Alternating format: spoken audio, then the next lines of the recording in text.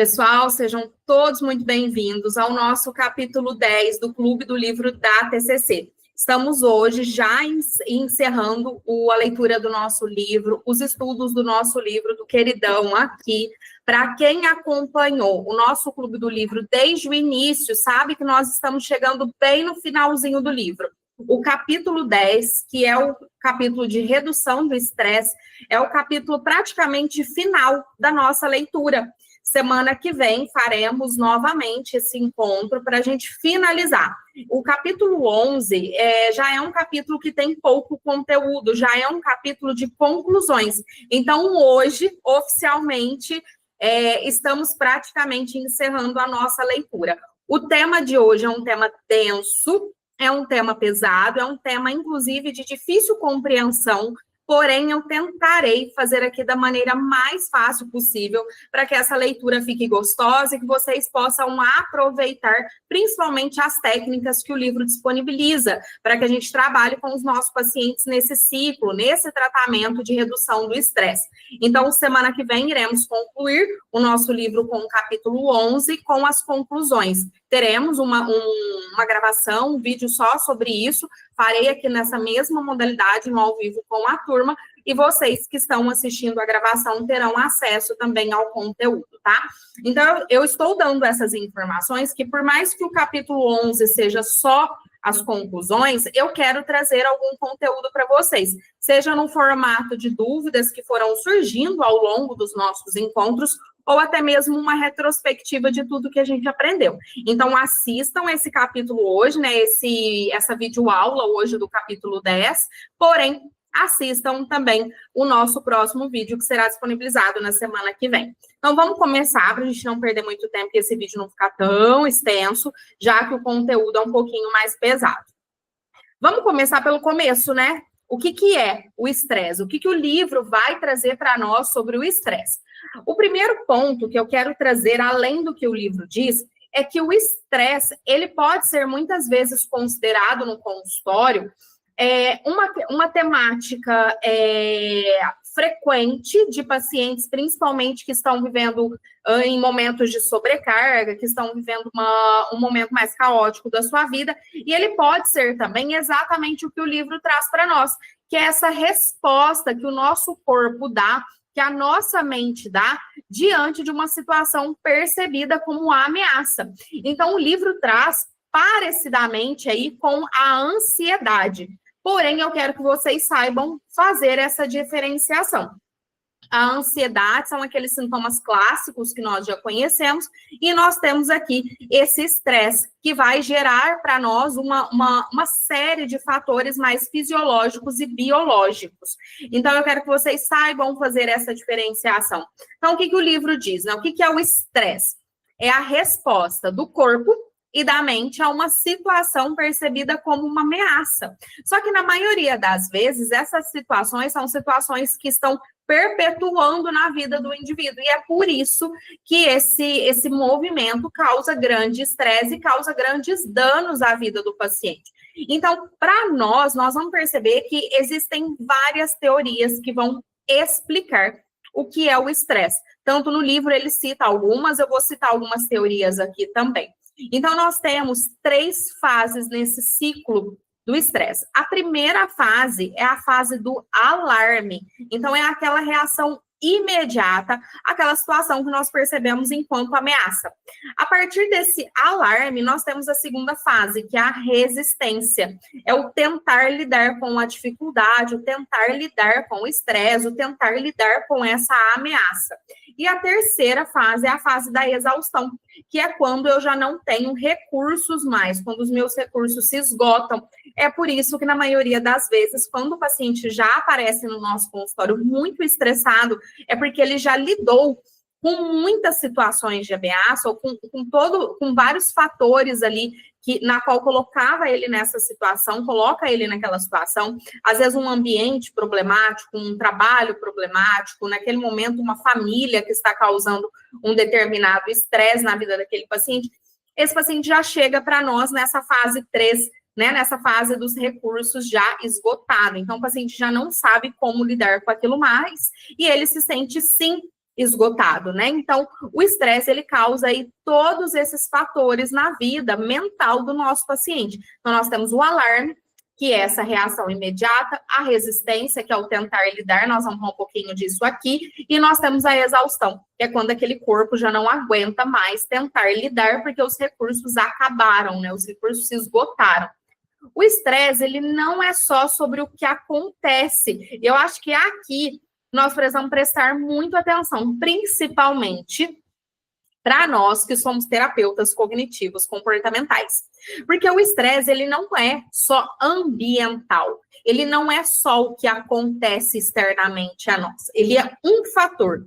Como tudo na nossa vida, as nossas problemáticas, as nossas ansiedades, né, as dificuldades que nós enfrentamos, são multifatoriais. Então, o estresse também é multifatorial. Existem vários fatores que fortalecem o desenvolvimento desse estresse. Então, o estresse, ele não é só sobre o que acontece, não é só sobre uma situação específica, é também como nós interpretamos aquela situação. Né? Nós conhecemos já essas frases aí bem tradicionais e bem clássicas de Aaron Beck. Então, a forma como nós interpretamos a dificuldade, a ameaça que nós estamos vivendo, a dor que nós estamos vivendo, é o que influencia diretamente nesse estresse, na consequência de viver esse estresse. Então, como nós interpretamos e como nós reagimos a isso também. Então, nós vamos falar de todos esses elementos aqui hoje. Um dos autores citados no livro, né, Hans Selye, foi um dos primeiros autores a estudar o estresse de forma mais sistemática. Então, vocês vão encontrar muitos materiais dele. Ele define para nós que o estresse é a resposta não específica do corpo a qualquer demanda externa. Ou seja, ele vai dizer para nós que qualquer demanda que está fora do nosso corpo irá gerar, sim, um estresse a mais na nossa vida. E vai causar aí toda uma série de reações fisiológicas no nosso corpo. Ou seja, não é apenas uma coisa ruim, mas é qualquer coisa que exige uma adaptação, qualquer mudança que exige de mim uma adaptação. E eu concordo plenamente com isso. Não é só algo ruim que gera estresse na nossa vida. Muitas vezes, uma mudança boa também gera estresse. Quem aqui nunca mudou de casa por algo que foi, por uma mudança boa na sua vida? Ou organizou uma festa, ou fez um plano, ou organizou alguma demanda na sua vida e aquilo iria trazer mais benefícios do que prejuízos. E ainda assim, o nosso corpo sofreu algumas reações fisiológicas. Então, o estresse, ele faz parte da nossa vida, mas a grande questão, principalmente terapêutica, é como o terapeuta ensina o seu paciente a lidar com esses fatores, com esse estresse corriqueiro do dia a dia e até mesmo aquele estresse que já é algo mais problemático na vida dos nossos pacientes. Então, não é apenas algo ruim, né, que vai causar esse estresse em nós. Coisas que irão gerar, que irão exigir do nosso corpo adaptação, mudança, reorganização, tudo isso fará com que o nosso corpo sofra essas reações mais fisiológicas. E aí, nós temos aqui o que ele vai chamar, o que esse autor vai chamar de síndrome de adaptação geral, que é o que eu disse, né? Tem muito a ver com a adaptação, com a reorganização, com algo na qual eu já estou acostumada e eu preciso me readaptar, me reorganizar. Então, Selye chamou isso de síndrome de adaptação geral, composta por 3 fases: a fase de alarme, a fase de resistência e a fase de exaustão. Então, ele vai especificar para nós cada uma delas. A fase do alarme é aquela fase de ativação do corpo. Então, é quando aquela mudança no ambiente ocorre, aquela mudança externa, aquela ameaça é percebida. Então, nós temos essa ativação do corpo, que é o que vai disparar o nosso sistema nervoso simpático. E ele vai liberar adrenalina, noradrenalina. O eixo hipotálamo libera cortisol. Então, tem toda uma série de reações fisiológicas. É isso que irá preparar o ser humano para a luta, para a fuga ou para a paralisia. Nós temos aí esses 3 recursos na nossa vida em relação a qualquer coisa que nos exige adaptação, que exige mudança, que exige enfrentamento. Então, coisas externas irão acontecer, todo esse sistema nervoso simpático liberará todas essas condições fisiológicas para que eu tenha recursos ou para lutar, ou para correr, né, para fugir, ou eu terei aí um mecanismo de paralisia. Após esse movimento, nós temos a resistência. Então, após tudo isso, o nosso organismo ele vai precisar lidar com aquilo. Então, o nosso organismo tenta lidar com o estressor, com aquilo que está gerando o estresse, seja bom ou seja ruim. E ele vai mobilizar energia e recursos. É quando nós faremos ali todo aquele enfrentamento. E lembrando, enfrentamento não necessariamente é o combate, tá?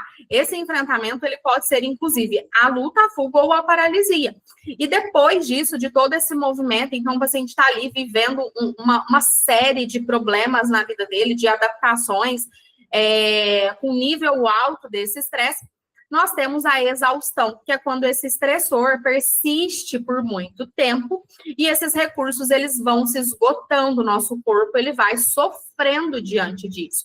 Que aqui nós iremos entrar aí numa questão, inclusive, mais crônica, onde aumenta o risco das doenças emocionais, de fadiga, depressão, ansiedade, inclusive outras doenças. Então, nós temos a Célia vai trazer para nós esse ciclo de 3 etapas. Na maioria das vezes, quando o paciente ele está altamente estressado, ele vem para o consultório porque ele já chegou nessa fase da exaustão. Ele já viveu essa ameaça, esse problema, essa adaptação por muito tempo e aquilo ainda está muito ruim, então ele já não tem recursos para lidar com isso mais. Isso vai fundamentar a ideia de que o estresse ele não é só psicológico. Ele também é fisiológico e é por isso que precisa de tratamento. É por isso que nós precisamos ajudar o paciente a reduzir o seu estresse, que é o tema do nosso encontro de hoje. E por que esse estresse piora?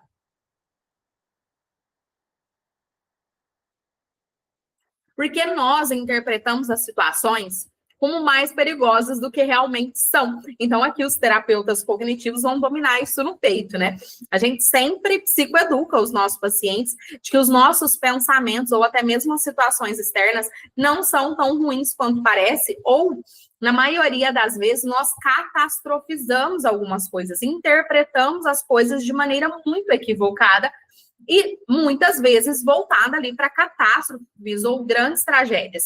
Então, por que esse estresse piora? Porque nós vamos alimentando esse ciclo cognitivo. Nós vamos cada dia interpretando essas situações de maneira equivocada, de maneira ameaçadora, e o meu estresse, é claro, ele vai aumentando, que é aquele ciclo que a gente já tem, o conhecimento. Então, quanto mais pensamos, né, de forma equivocada, lá, eu até coloquei um exemplo, né, não vou dar conta, mas o corpo ativa esse sistema de alerta. É aquele paciente que está em alerta o tempo todo, é aquele paciente que já está com seus níveis de ansiedade muito altos.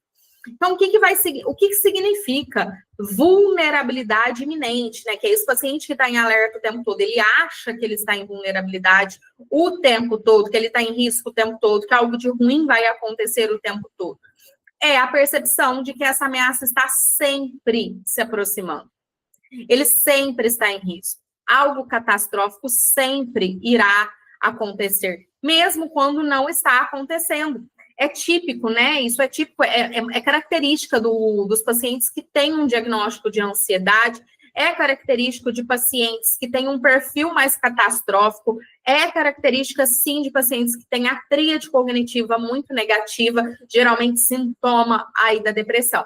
E tudo isso vai intensificar o estresse, não vai reduzir, porque o paciente ele não está lidando de forma saudável com esse ambiente, com esses fatores externos. Então, até aqui respondendo essa perguntinha também, né, o porquê que esse estresse piora, eu acho que até um primeiro ponto aqui, o nosso estresse piora, porque primeiro, nós sempre estamos inseridos em grandes adaptações, em coisas novas na nossa vida, só que na maioria das vezes nós não sabemos lidar com isso, não sabemos tolerar o desconforto, não sabemos lidar com as mudanças, então é claro que o nosso estresse irá piorar.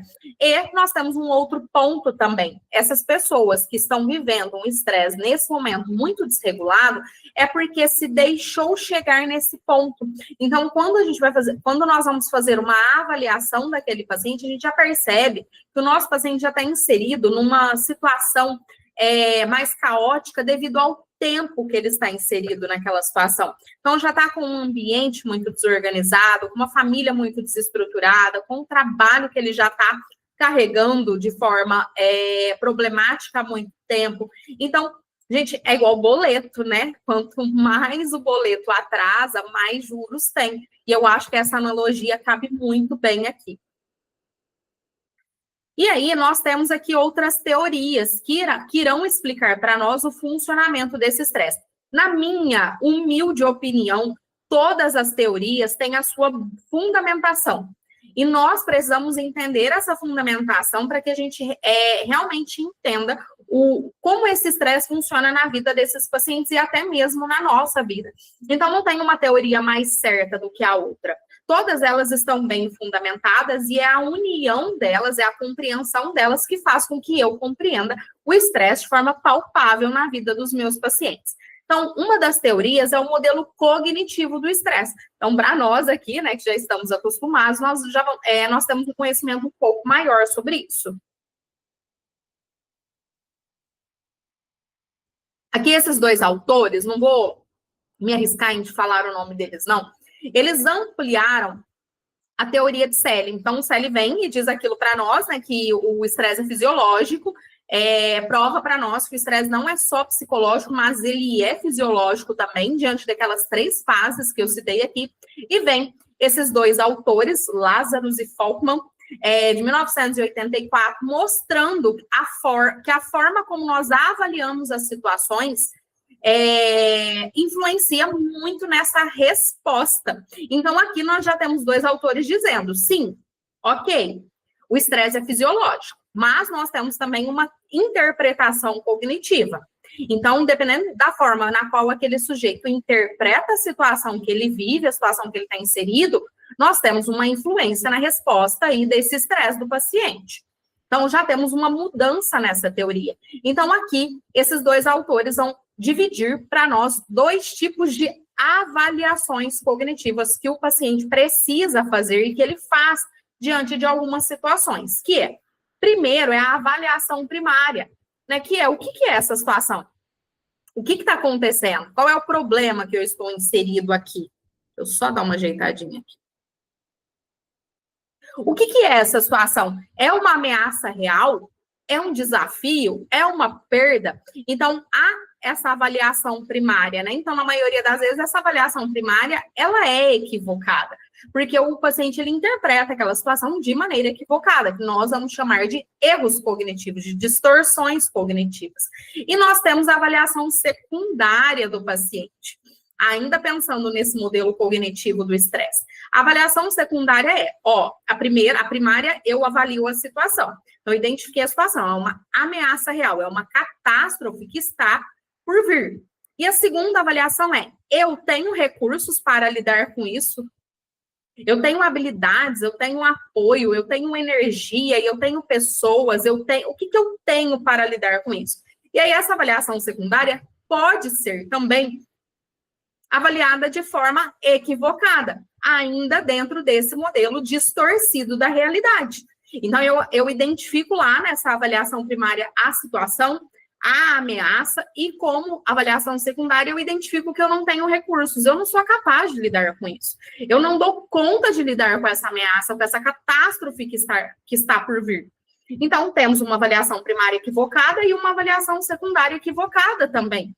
Qual será, né, o potencial resultado disso? Maior estresse, maior ansiedade, maior preocupação, maior medo. Então, se a pessoa ela percebe que ela não tem recursos, é claro que o estresse aumenta, né? Até alguns autores vão dizer para nós que a ansiedade ela pode ser protetiva, porque ao identificar um problema, eu consigo prever resoluções para aquilo. Eu posso prever recursos, né? Organizar recursos para lidar com determinadas coisas. Isso vale aqui para nós também. Então, se a pessoa ela percebe que não tem recursos, é claro que o estresse dela vai aumentar. Só que aí, lembrando, ela percebeu que ela não tem recursos e, às vezes, essa percepção está equivocada, está com viés distorcido. Esse modelo, ele ajuda muito na TCC. Então, nós compreendemos o estresse com esse olhar, né? Por isso que a gente conceitualiza, por isso que a gente monta o RTD, por isso que nós identificamos modelo de crenças do paciente, quais são os recursos e habilidades que ele tem, quais são as ideias, as crenças que ele tem sobre determinados problemas, inclusive sobre suas próprias habilidades. Nós, como terapeutas cognitivos, nós temos essas informações. Então, esse modelo nos ajuda muito, porque ele vai conectar pensamentos automáticos, que é a base do nosso trabalho, com essa resposta do estresse. Então, às vezes, eu até pergunto para as minhas supervisionandas, né, quando elas trazem, o paciente está muito estressado, está muito sobrecarregado. Eu sempre questiono. Foi conceitualizado? Cadê a conceitualização? O que está alimentando esse estresse do paciente? Porque o paciente, lembrando, ele não está estressado devido a um fator. É multifatorial. Então, quais pensamentos estão reforçando, alimentando, aumentando esse estresse dele? Qual é o modelo de crenças centrais que esse paciente tem? Qual que é a visão que ele tem dos recursos reais e palpáveis na vida dele? Tudo isso irá influenciar. E aí, enquanto TCC, eu preciso ter essa visão geral. Eu preciso ter essa conceitualização em mãos para aí eu definir as estratégias de tratamento. E aí nós temos também alguns modelos, né, tentando explicar esse estresse para nós, alguns modelos mais contemporâneos. Esses outros dois autores aqui, esses eu não vou arriscar falar o nome deles, não. Perdão. Eles vão dizer para nós que o estresse, ele surge quando nós percebemos, prestem atenção, que tem uma diferença entre cada um desses modelos. Eles vão dizer para nós que o estresse, ele surge quando nós percebemos uma discrepância, isso aqui é muito legal, uma discrepância entre onde nós estamos e onde nós gostaríamos de estar. E aí, lembrando, não tem uma teoria, né, um autor que acertou. Nós vamos juntar todas elas para compreender verdadeiramente como aquilo funciona na vida dos pacientes. Porque nós já temos essa informação. O estresse é multifatorial. É tudo isso que nós estamos trazendo aqui, que são os fatores que fortalecem, que aumentam o estresse na vida desses pacientes e na nossa vida também. Então, aqui, olha que legal. Eles vão dizer para nós que esse estresse surge quando nós percebemos essa discrepância. Onde eu estou agora? Como que é a minha vida? Quais são os meus comportamentos? O que eu tenho feito? Isso está coerente com o lugar na qual eu gostaria de estar ou com um lugar que eu gostaria de alcançar? Que são os nossos objetivos e valores. E se você já está comigo há um tempo, você sabe o quanto, para mim, isso é importante. Trabalhar com os nossos pacientes de forma alinhada aos objetivos e valores dele. Justamente porque quando nós corrompemos os nossos valores, isso fere o nosso emocional. Isso gera a sensação de perda, de fracasso, de baixa autoeficácia, de baixa autoestima. E tudo isso aumenta o meu estresse, aumenta a minha ansiedade, aumenta o meu sofrimento. Então, eu gosto muito dessa ideia aqui, né, desse fator aqui que esses autores trazem para nós, né? Então, nós precisamos avaliar isso com o paciente também. A vida que ele vive, os comportamentos que ele está tendo, a forma na qual ele está resolvendo determinados problemas, tem estado discrepante com os valores dele, com aquilo que ele defende, com aquela pessoa que ele gostaria de ser.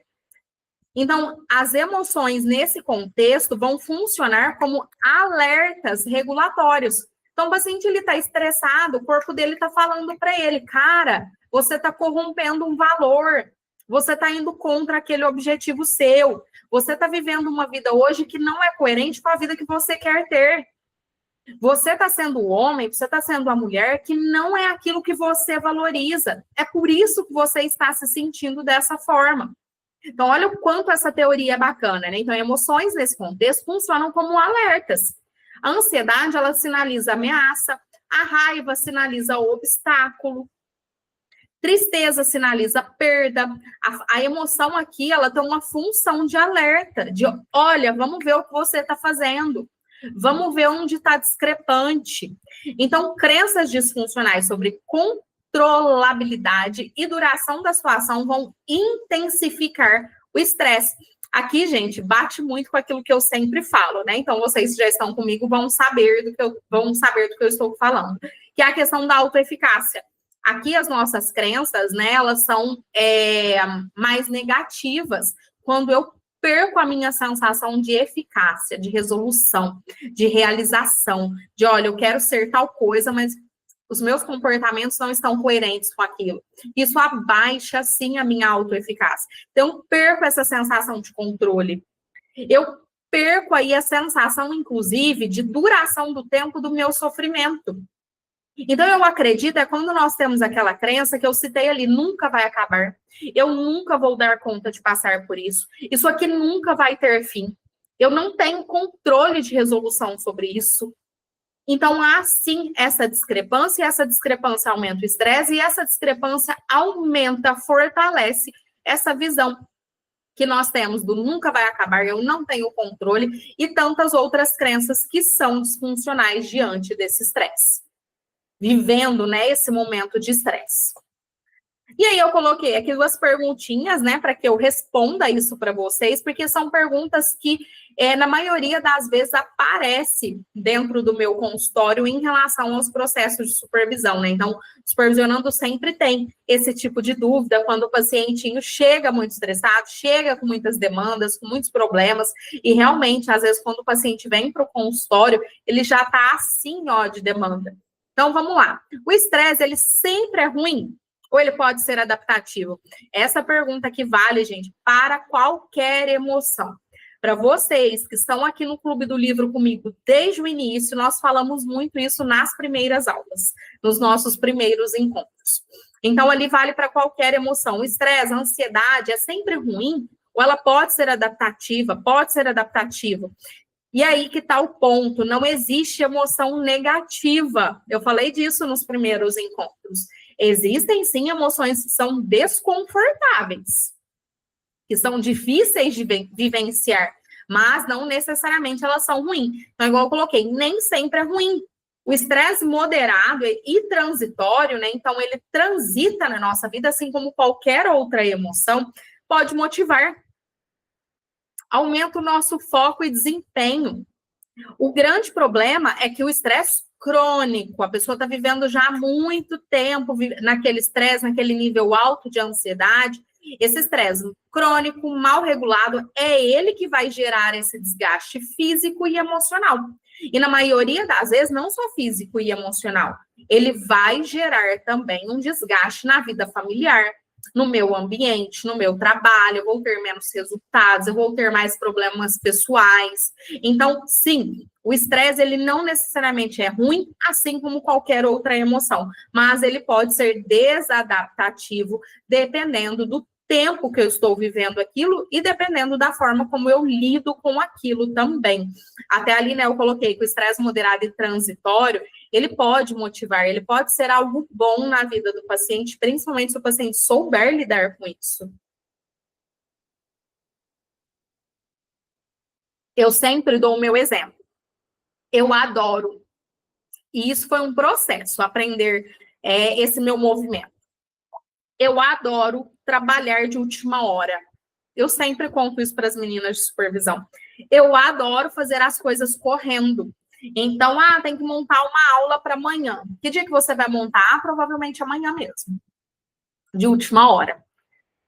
Sob pressão. E eu me sinto muito mais motivada. Eu tenho muito mais foco do que eu teria se eu montasse com antecedência. O meu desempenho é muito melhor porque eu consigo me concentrar e fazer aquilo num espaço curto de tempo. Então, o estresse, a pressão, não necessariamente é algo ruim. Lembrando que uma das teorias, né, diz para nós que é a forma na qual a gente interpreta a situação. Então, quando eu estou sob pressão, eu não interpreto isso de maneira ruim. Eu interpreto aquilo de maneira positiva. Então, eu tenho pouco tempo para resolver esse problema. E se é pouco tempo, é o único tempo que eu tenho. Então, eu tenho que resolver esse problema aqui, hoje, agora, nesse momento. Aí, outra perguntinha é, como o modelo de avaliação cognitiva se conecta com a TCC? Eu acho que eu já até dei um spoiler dessa resposta. Ele se conecta diretamente ao nosso modelo cognitivo, ao modelo cognitivo que Beck propõe para nós. A forma como nós interpretamos uma situação, a nossa vida, as coisas que a gente vivencia, que irá ativar em nós emoções. Até eu falo muito disso. A emoção, ela é uma consequência. Ela é uma consequência. Então, se eu estou estressada, eu estou estressada ou ansiosa, ou com raiva, ou triste, devido a algo, a alguma coisa. Então, aqui, Beck vai dizer para nós, olha, você está se sentindo assim porque você interpretou algo que fez com que você se sentisse dessa forma. Então, a forma como nós interpretamos uma situação ativa essas emoções, né, como consequências, e ativa comportamentos, que é a forma como eu lido com o meu estresse, com a minha vida, com as minhas problemáticas e etc. Assim, então, nós descobrimos que se eu tenho essa informação, se eu mudo essas avaliações cognitivas, se eu mudo a forma como eu penso, se eu mudo como eu interpreto alguns eventos na minha vida, significa, então, que eu posso reduzir o impacto do meu estresse. Olha que fantástico isso. Isso é muito, muito legal para nós que somos da TCC, porque na maioria das vezes, quando o paciente chega, eu olho para aquela problemática e fico assim, como que eu faço para ajudar esse paciente? O paciente está sobrecarregado mesmo, está cheio de trabalho, está todo lotado de tarefas, atrasou com um monte de coisa, está cheio de dívida, o que eu faço agora? A forma como ele vive aquilo, como ele pensa, como ele enxerga aquela situação, e não só aquela situação atual, mas a situação do futuro também. Né, que ele tem um certo controle sobre a parte comportamental dele para ele mudar os resultados para o dia de amanhã. A forma como ele se comporta, se tudo isso for alterado, significa, então, que nós podemos reduzir o estresse desse paciente, o impacto desse estresse nesse paciente. E aí, se ele muda essa forma de pensar, ele muda a forma de se comportar. Se ele muda a forma de se comportar, provavelmente ele terá mais resultados, mudanças significativas na vida dele. E isso também irá reduzir o impacto do estresse na vida do paciente. Antes de passar para cá, deixa eu responder uma pergunta que acabou de aparecer aqui no nosso ao vivo. Mas deixar para a última hora não é pior? Lembrando que não é a situação que é pior, é a forma como nós interpretamos. Então, seria pior exatamente para quem? Por quê? Qual distorção cognitiva aquele paciente tem ao deixar para a última hora? Lembrando, a gente vai conceitualizar.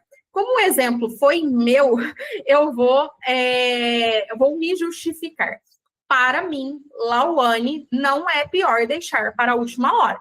Por quê? Porque eu percebi na prática que o deixar para a última hora me faz ter mais foco, me faz ter mais motivação, me faz ter uma performance melhor.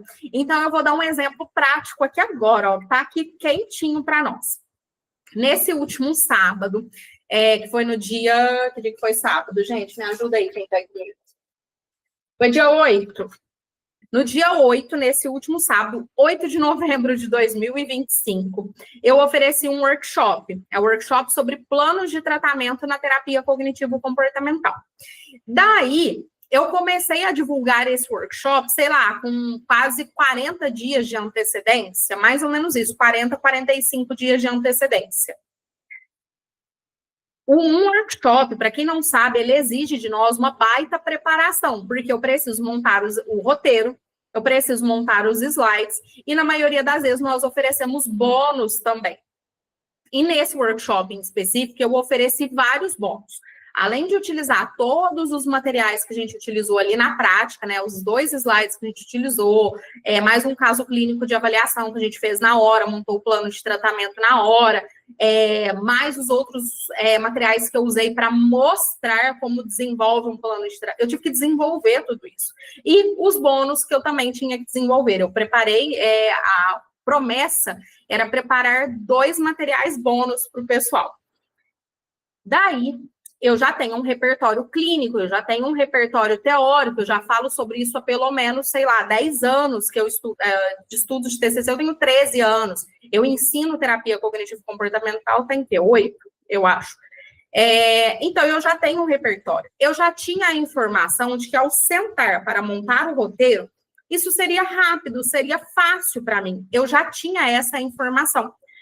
Como eu comecei a divulgar 45 dias antes, eu poderia ter começado a montar o roteiro e esses materiais com 40 dias de antecedência. Eu não fiz isso. Por quê? Porque eu, Lauane, não funciono bem assim. Eu funciono melhor sob pressão. Então, eu deixei tudo para a última hora. Então, na semana do dia 8, de quarta para frente, tá? De quarta para frente, que eu sentei para organizar o roteiro. Aí, eu acho que foi na quinta que eu comecei a montar os slides. Aí, montei os slides. Terminei os slides na sexta-feira, à tardezinha.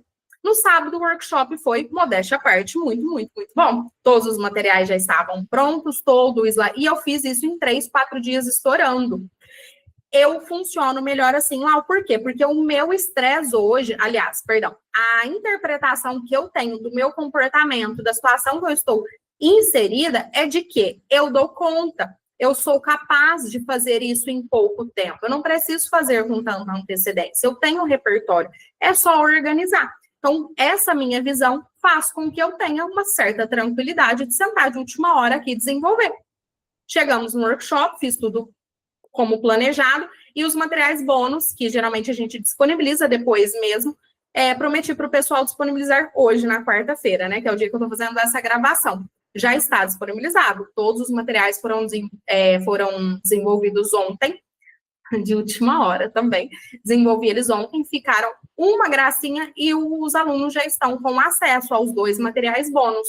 Já está tudo lá disponível para eles, além de todos os outros. Então, respondendo a pergunta, o problema não está no última hora. O problema está em como você interpreta aquela situação, ou como você encara aquela situação, como você enfrenta aquela situação. E também das evidências que você tem ao longo da sua vida. Então, na maioria das vezes, as pessoas têm evidências que também são equivocadas. A gente já falou disso lá se eu não me engano, no nosso encontro de reestruturação cognitiva, daqui do nosso Clube do Livro. As nossas evidências, elas também podem ser equivocadas, porque a evidência não necessariamente estão corretas. As nossas evidências, às vezes, elas são só interpretações. E as interpretações, na maioria das vezes, contêm distorções cognitivas. Fez sentido, Gabi?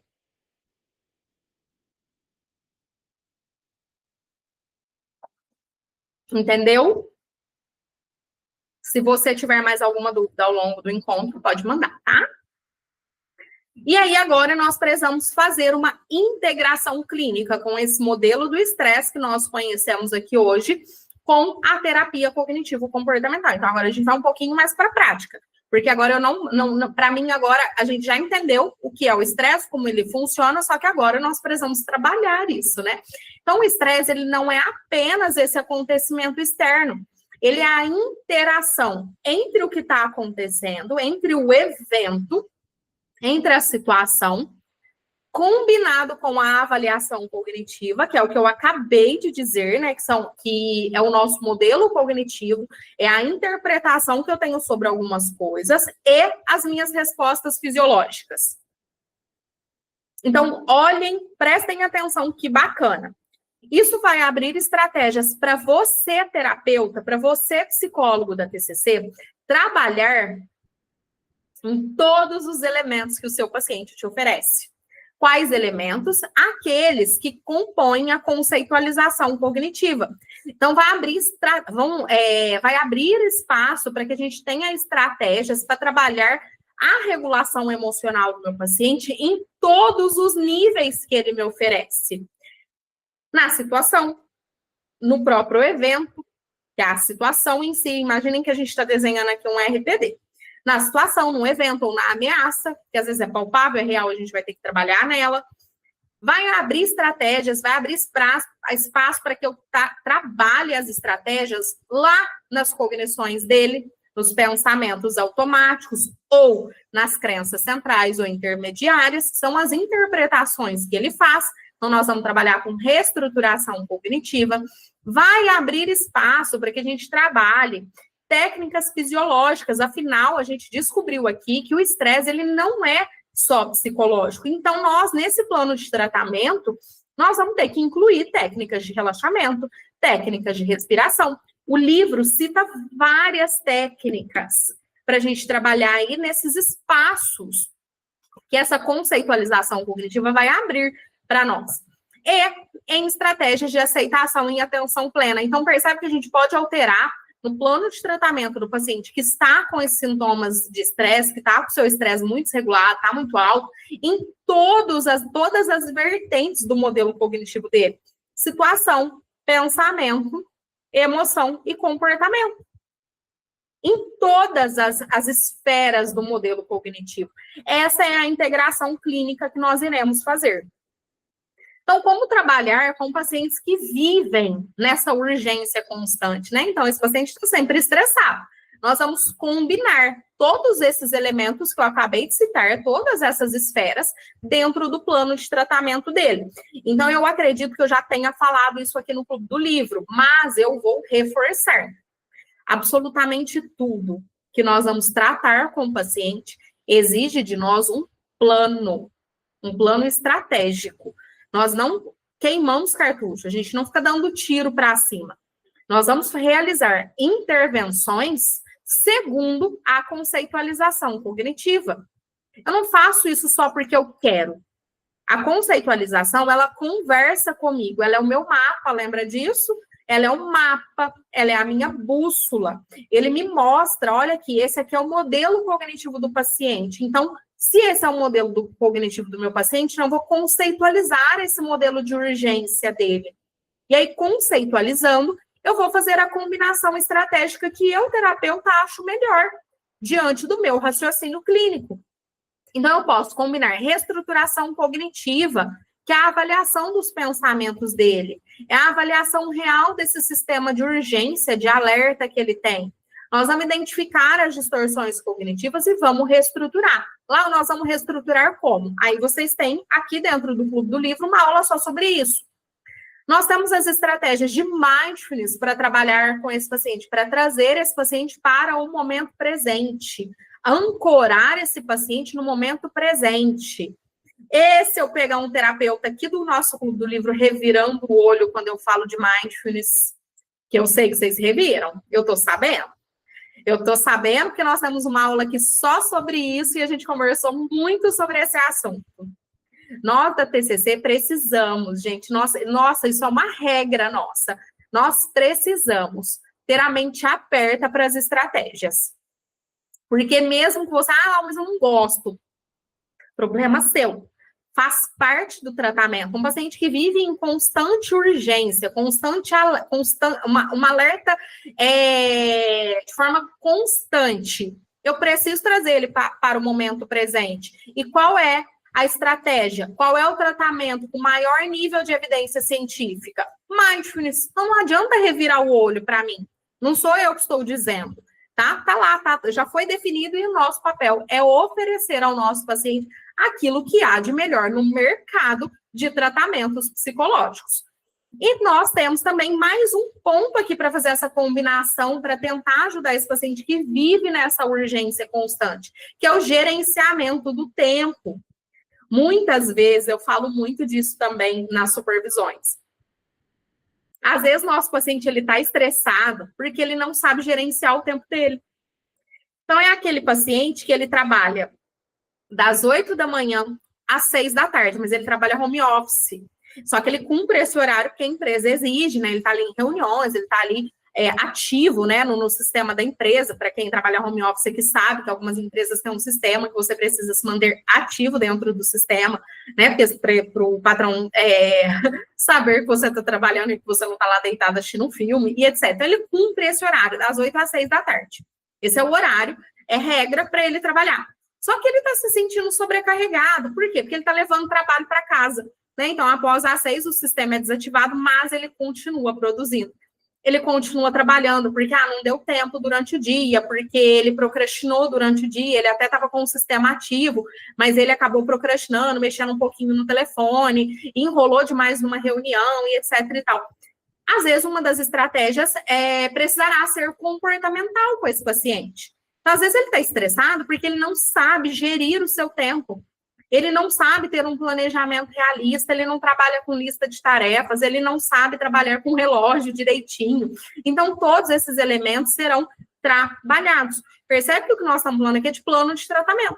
Nós estamos falando aqui da previsão, né? O que eu vou oferecer para esse paciente para modificar esse modelo cognitivo dele que está fortalecendo os seus sintomas, né? O nível do seu estresse na vida dele. Então, outra perguntinha. Técnicas de reestruturação cognitiva. Sabe aquelas técnicas clássicas de reestruturação que nós conhecemos? Eles vão ajudar? Elas vão ajudar na percepção de urgência do paciente? Com certeza absoluta. Inclusive, a melhor estratégia, melhor plano de tratamento que nós temos para um paciente em relação à parte cognitiva dele são as técnicas de reestruturação cognitiva. Por quê? Vieram aqueles autores que nós citamos aqui hoje e eles disseram para nós, o estresse do paciente, um dos fatores é a questão da avaliação cognitiva. Esse paciente interpreta errado algumas coisas, é por isso que ele está estressado. Então, aqui nós vamos precisar trabalhar com essa reestruturação cognitiva. Como, por exemplo, né, aquele tipo de pergunta de questionamento socrático, de descoberta guiada. Isso precisa ser resolvido agora ou pode esperar? Se pode ser resolvido agora de qual forma? Se pode esperar até quando? Enquanto você espera, o que você pode fazer para adiantar esse problema? Ou para aumentar os seus recursos para lidar com esse problema melhor? Ou o que aconteceria se isso não fosse resolvido hoje? Qual a maior catástrofe que você enfrentaria? Qual o maior problema você enfrentaria? E como você resolveria esse problema? Então, esse tipo de pergunta que vai ajudar a reduzir as distorções do nosso paciente. Reduzindo distorção, nós vamos melhorar a emoção dele. Como regular o estresse? Eu acho que eu deixei isso muito claro, né? A regulação do estresse nada mais é do que o processo terapêutico, do que o plano de tratamento que nós vamos desenvolver para essa prioridade. Às vezes o estresse é uma prioridade do nosso tratamento com o paciente, de todas as outras dificuldades que ele enfrenta. Mas aqui, às vezes, essa é a prioridade no momento, e a regulação desse estresse nada mais é do que todo o plano de tratamento com foco nessa prioridade. Lau, eu não estou entendendo o que você está falando. Para isso, para você entender melhor o que eu quero dizer com plano de tratamento com prioridade, você precisa ser aluno do nosso workshop sobre plano de tratamento na TCC. E aí fica comigo aqui até o final da aula que eu vou disponibilizar para você um cupom da nossa Black Friday antecipada, tá? Então fica comigo aqui que eu vou disponibilizar para vocês. O nosso capítulo, o capítulo 10 aqui do nosso livro, ele está trazendo para nós várias técnicas de regulação. É sobre isso o capítulo. Então, todas as técnicas que ele vai trazer têm o mesmo objetivo. Tem o mesmo objetivo, que é essa regulação. É o objetivo de ativar o sistema da calma do paciente. Então, o oposto desse estresse é a ativação dessa calma, dessa tranquilidade, que ali, né, ele vai citar para nós, que é a ativação desse sistema parasimpático e aumentar a flexibilidade psicológica, já que um dos fatores do estresse são as interpretações. É esse modelo cognitivo disfuncional do nosso paciente. Então, todo paciente estressado, todo paciente ansioso precisa dessa ativação desse sistema da calma e ele precisa desse aumento da flexibilidade psicológica. O que é flexibilidade psicológica? Se eu não me engano, nós já falamos disso aqui também, no nosso clube do livro. A flexibilidade psicológica é o poder que a nossa mente tem de olhar para vários ângulos de uma mesma situação, ou para várias possibilidades de uma resolução de problemas. É a capacidade que o nosso cérebro tem de ser flexível, de não estar preso dentro de um 8 ou 80, de uma regra ou outra. Técnicas de manejo de estresse vão ajudar nessa regulação emocional, vão ajudar o nosso paciente a evitar a sobrecarga, eu falei da sobrecarga, e dar mais espaço também para o nosso paciente viver de acordo com os seus valores. Olha a combinação aqui estratégica para que esse paciente tenha realmente o seu estresse regulado e que ele aprenda a lidar com esse estresse de uma forma mais produtiva, de uma forma mais funcional, de uma forma até mesmo mais saudável e benéfica para si mesmo. Porque, conforme eu disse aqui no começo, não existe uma emoção ruim. Existe, às vezes, uma emoção desregulada, uma emoção que eu não sei lidar. E aí vem a terapia com todo esse conjunto estratégico que me oferece isso. Como diferenciar o estresse? Como diferenciar quando O estresse tem origem fisiológica, cognitiva ou ambiental? Essa pergunta é muito legal também, porque, gente, na prática clínica, na vida real, isso pouco importa. Por quê? Porque eu sou terapeuta cognitivo-comportamental. Eu preciso trabalhar com essa regulação emocional no modelo cognitivo completo do meu paciente. Eu jamais vou conseguir descobrir qual é a única causa do sofrimento do paciente. Tudo tem uma sequência de causas, tudo é multifatorial. Então, igual eu coloquei ali, na prática clínica, raramente é só uma causa.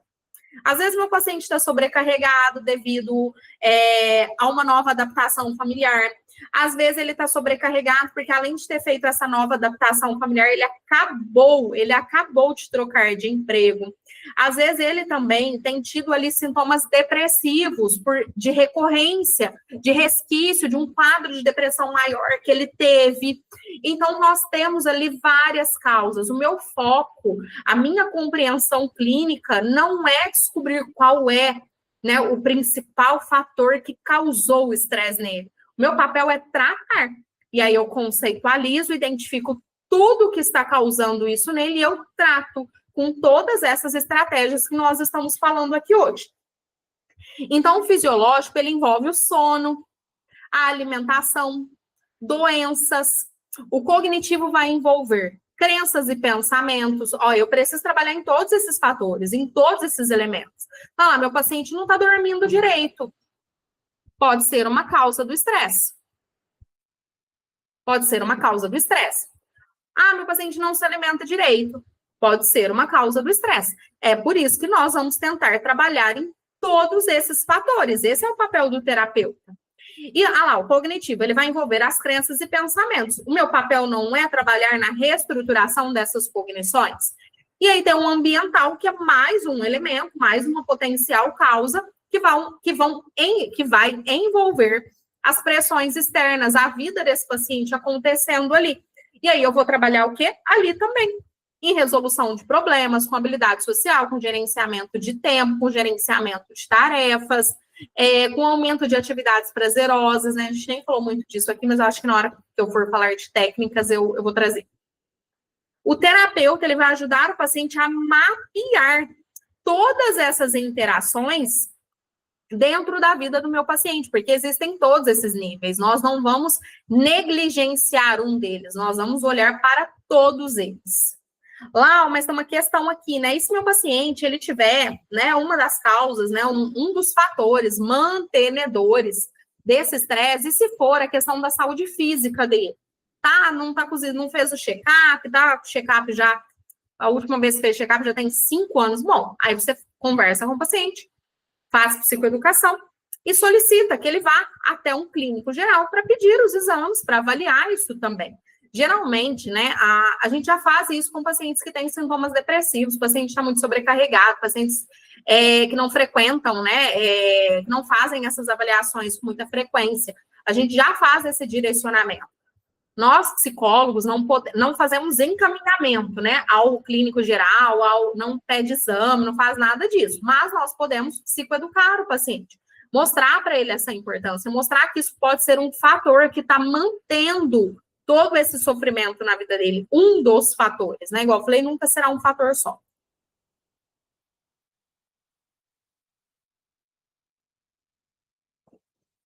Coloquei aqui um modelinho para vocês, né?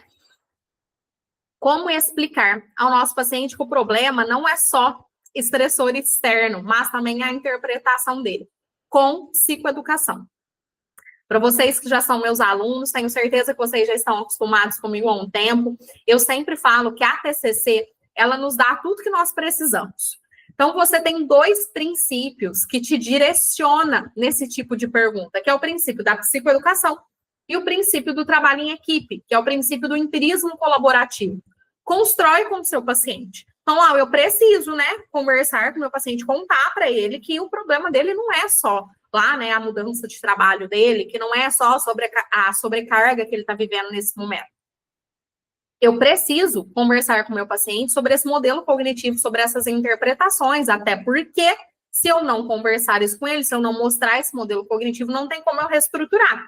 né? Para quem já conhece um pouco de reestruturação, sabe que a única forma de reestruturar um pensamento é quando o paciente já está bem psicoeducado, é quando ele já está inserido nesse modelo cognitivo da TCC. Como a gente faz? Utilizando os dois princípios, psicoeducação e empirismo colaborativo, psicoeducação e trabalho em equipe.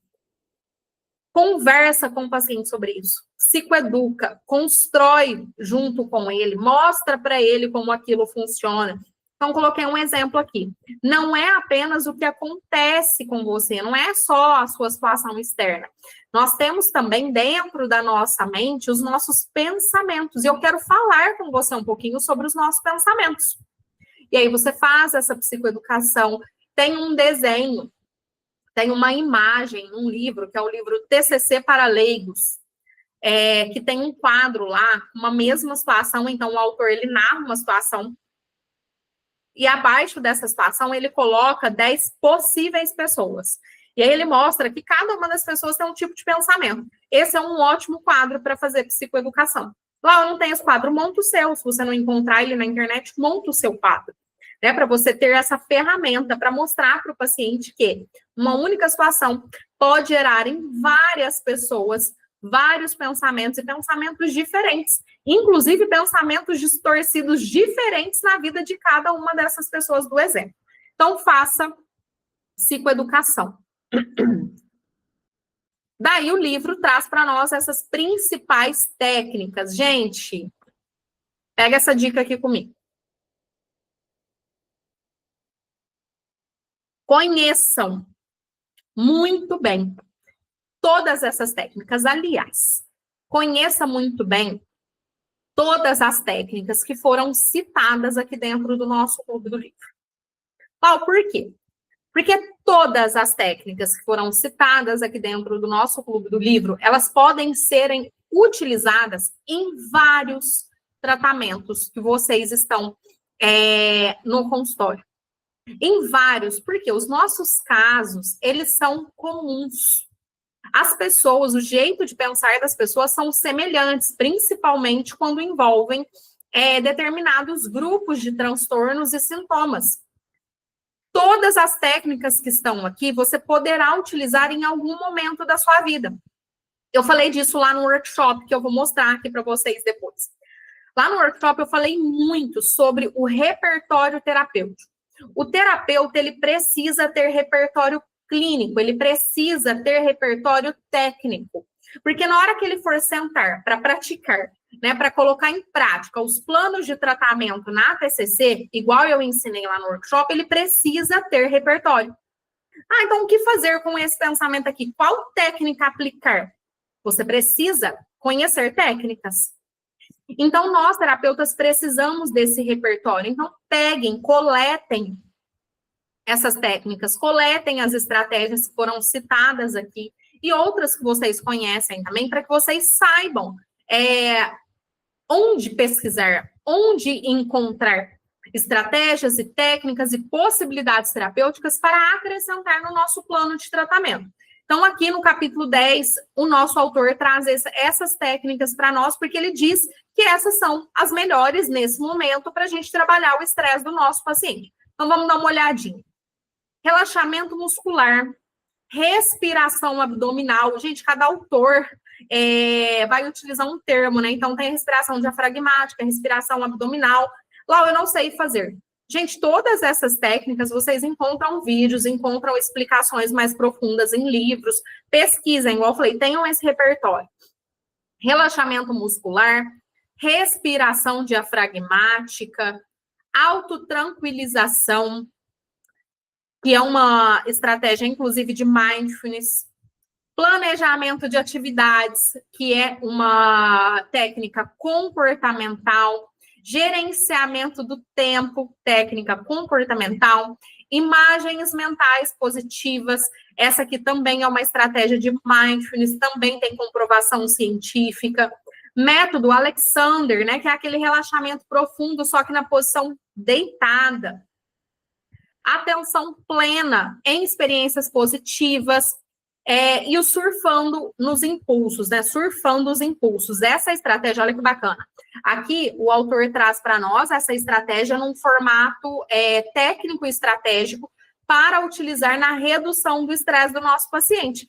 Eu, Lauane, utilizo muito essa estratégia no meu consultório e ensino os meus supervisionandos a utilizarem em situações de pacientes que têm uma dificuldade com desconforto, né? Aquela famosa intolerância ao desconforto. Pacientes que têm alguns elementos de impulsividade, como, por exemplo, transtorno de personalidade borderline, pacientes com hipomania, pacientes com impulsividade do TDAH, que também dá para trabalhar aqui esse surfando os impulsos. Então, nós temos algumas estratégias que são mais clássicas nessa redução do estresse. Aprendam sobre cada uma delas, porque todo paciente, em algum momento, irá apresentar para nós sintomas de estresse, sintomas de ansiedade. E essas técnicas, todas elas irão caber perfeitamente nesse tipo de caso.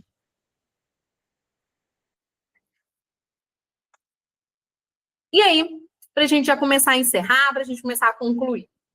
Lembrando, não saia daqui, termine esse vídeo comigo, assista até o final, porque eu vou oferecer para vocês um cupom de desconto antecipado da nossa Black. Então, o nosso workshop sobre planos de tratamento irá entrar na Black e eu estou oferecendo para vocês que estão assistindo esse vídeo de forma antecipada. Daí, para você que está assistindo esse vídeo e já passou a Black, lá já passou a Black, eu estou assistindo em dezembro, estou assistindo em janeiro, já acabou novembro, não está tendo promoção em lugar nenhum mais.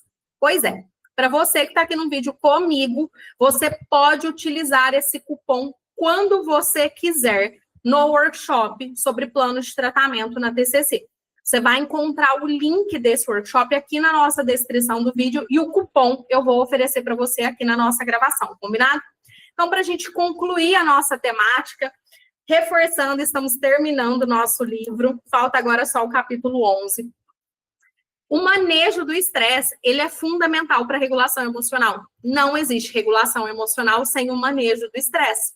Afinal, se eu estou estressada, não tem regulação, né? Então, a regulação emocional, ela precisa acontecer. E a única forma de regular essa emoção do paciente em psicoterapia é reduzindo o estresse dele, é reduzindo o sofrimento, é abaixando a ansiedade, é aumentando a autoeficácia dele.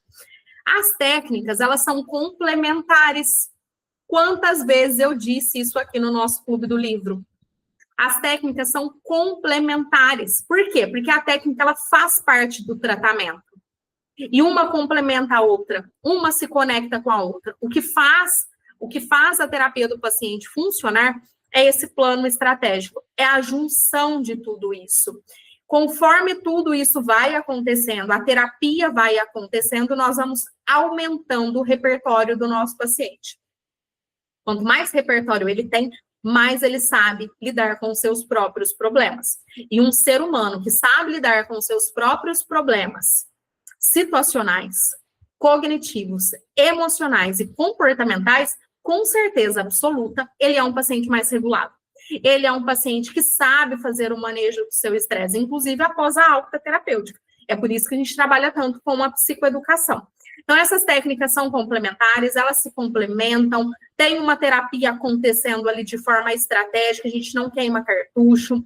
Então, além de todas listadas aqui, existem outras práticas. Daí a importância de você ter repertório, você conhecer esse mundo das técnicas, o mundo das estratégias.